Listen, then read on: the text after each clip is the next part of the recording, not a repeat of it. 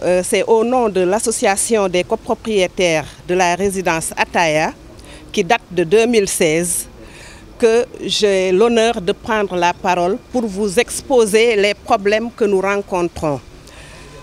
C'est avec amertume et angoisse que, par votre canal, nous prenons la population sénégalaise à témoin pour nous adresser aux autorités de ce pays. Avec au premier chef, le chef de l'État, son Excellence, M. Macky Sall, président de la République, afin d'alerter sur une situation alarmante qui a assez duré à la résidence Ataya. Un premier incendie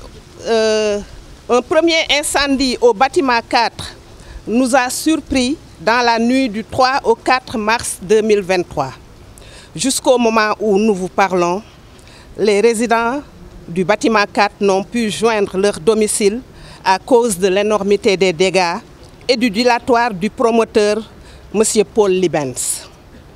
Il y a eu ensuite, ce 22 janvier 2024, dans la nuit, un autre incendie au niveau du bâtiment 6 qui est derrière nous, avec à peu près les mêmes dégâts, sans compter les débuts d'incendie et étincelles au bâtiment 1 et au bâtiment 6 fréquemment.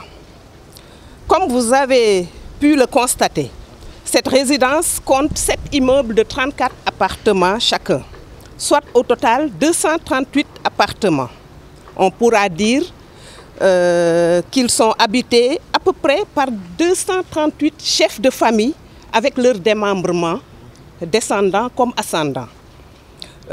Pour dire seulement que par rapport au nombre d'habitants, d'occupants, cette résidence peut être érigée en quartier. Le promoteur, M. Paul Libens, que j'ai nommé tantôt, qui est aujourd'hui rentré tranquillement en Belgique alors que la livraison définitive du chantier n'est pas toujours effective, nous a vendu les appartements au fur et à mesure qu'il construisait les bâtiments, autant pour moi, avec beaucoup de promesses non réalisées au finish. Ce qui fait aussi que les nombreuses vices, malfaçons, non-conformités n'ont pu être décelées que plus tard. En plus des manquements au niveau des installations électriques qui sont à l'origine des incendies et souvent d'étincelles basées sur des rapports de cabinets d'expertise comme APAV que je citerai, qui a fait le diagnostic après l'incendie du bâtiment 4, et Cossuel aussi qui a fait une expertise de tous les bâtiments, de toutes les installations électriques de l'ensemble de la résidence pour nous permettre de renouveler notre contrat d'assurance. Je vous signale que jusqu'à aujourd'hui, nous n'avons pu contracter un contrat d'assurance à cause de ça. Donc, en plus de tout ça, nous avons de sérieux problèmes. On peut citer des infiltrations d'eau au niveau de presque tous les appartements et l'eau qui passe dans les murs au niveau des câbles électriques. C'est un gros risque pour la fragilité des bâtiments.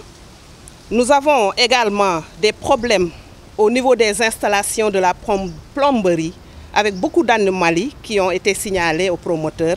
Des bâches à eau et des réservoirs d'eau dont la contenance ne peut satisfaire le nombre d'habitants ici à Ataya, mais surtout en cas de baisse de pression de la Sen'Eau.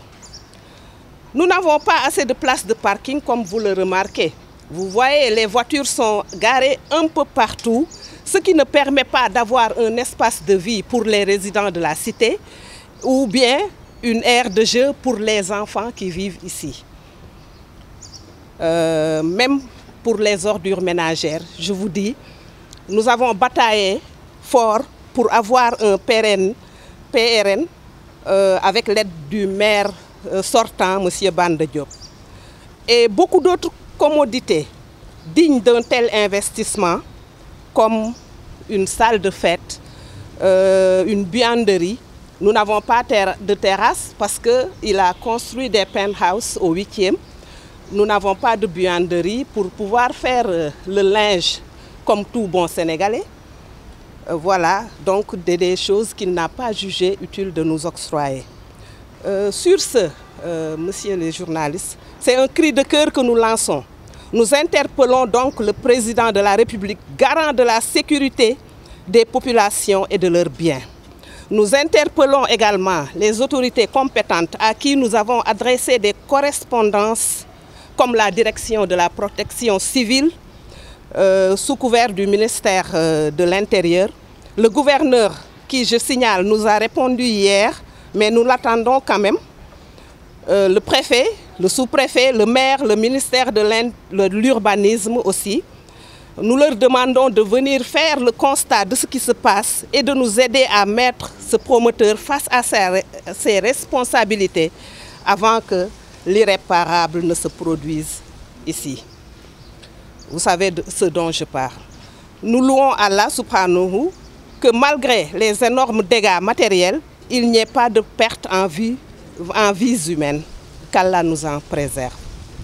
Aujourd'hui, M. Paul Libens nous a largués avec nos lots de problèmes, alors que nous avons payé cher ses appartements. Il est sur un nouveau chantier du côté de Thiès. Nous vous prions, chères autorités de ce pays, de l'arrêter pendant qu'il est temps et de le sommer de reprendre toutes les installations non conformes, mais aussi nous vous prions d'interpeller le cabinet de contrôle qui a validé ces travaux et qui nous mettent tous en danger. Il y va de la sécurité de nos biens et des personnes qui vivent à la résidence Attaya. Je vous remercie.